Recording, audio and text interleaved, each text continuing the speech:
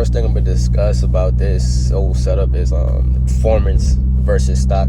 Haven't driven the second gen TSX that was stock because when I purchased this, previous owner had a cold air intake and a PRL throttle body on it. Don't know the size, but I'm pretty sure they were all the same for this generation TSX. But after that, I installed I got the ACT clutch kit with a lightweight flywheel, and I'm mentioning that because it matters. It affects how the car sounds a little bit. Also with exhaust, I have a Skunk2 header, 3-inch in diameter, and the Tsudo catback exhaust is 2 3/4, and it also came with a dual muffler. So as you can hear, it's probably quiet in here for y'all. I haven't looked at the video yet, but I like the way it sounds doing normal driving, and when I get on the gas, it's like the car comes alive. But as far as performance, it's not too big of a jump from stock because I think it needs a little bit more added to it. If I compare it to something that's out now from factory, like a 2020 Camry, because my girl has one and I've driven it. It's got an 8-speed, a 4-cylinder as well, and the throttle response out of that shit is real bad. Like I don't know what it is, but I put it in sport mode, and it's like you put your foot down, it moves, and then it start revving up. I don't know. I even put it in manual mode. It's just not the same for me. But to optimize this and get the best out of it, I'll probably go with a intake manifold from Skunk2 as well, and get fueling just right enough to get the mixture of the combustion process to get the car moving real nice. You might not even have to get upgraded fuel injectors. A tuner might be able to get a good flow out of the stock ones just with this setup alone. But if you want to think bigger like me, there's all motor, and then you got turbo and supercharger route. So if you just want to actually keep it close to stock as possible, don't even bother getting the header, because you're going to be dealing with the headache of emissions, and just to get that performance out of it, you'll be fine with what I just mentioned without the header. As I was filling up, a little TLX pulled in, probably a 2.4 liter as well. $87.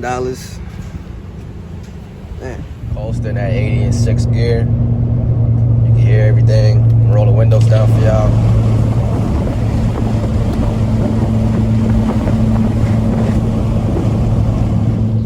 I mentioned the lightweight flywheel, how it affects the noise, and that just gives me a drone. The only time this exhaust drones for me is when I'm engine braking. So if I can get off throttle,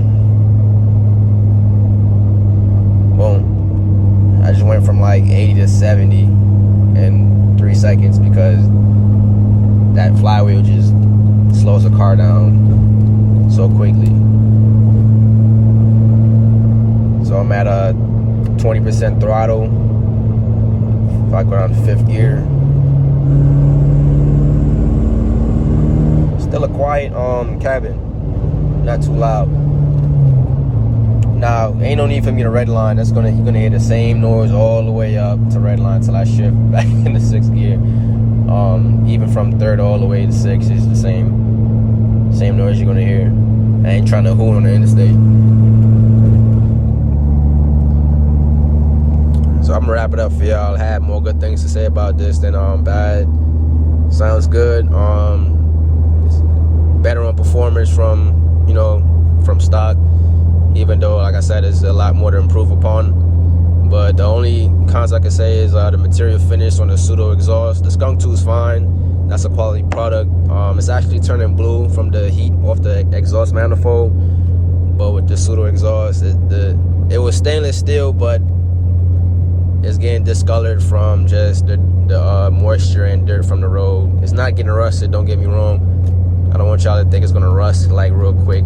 Hell no. But it's just the material finish attracts dirt and it sticks onto it, I guess because of the heat. So if I was y'all, if I was getting it new out the box, just coat it so you won't deal with any of that. It's gonna stay shiny, but mine's just a little dingy. Fuck it.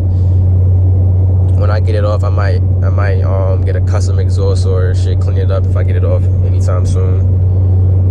But I hope this gives y'all some details on what to expect with the Tsudo exhaust, even getting a Skunk2 put on with a different catback exhaust. So I know it's not much information out there with certain parts on this car. First gen gets all the love, but shit, we don't. TL got TL, the third gen, probably the biggest sedan community for Acura. But shit, see y'all on the next one, y'all. I'll keep y'all updated on some new things coming soon.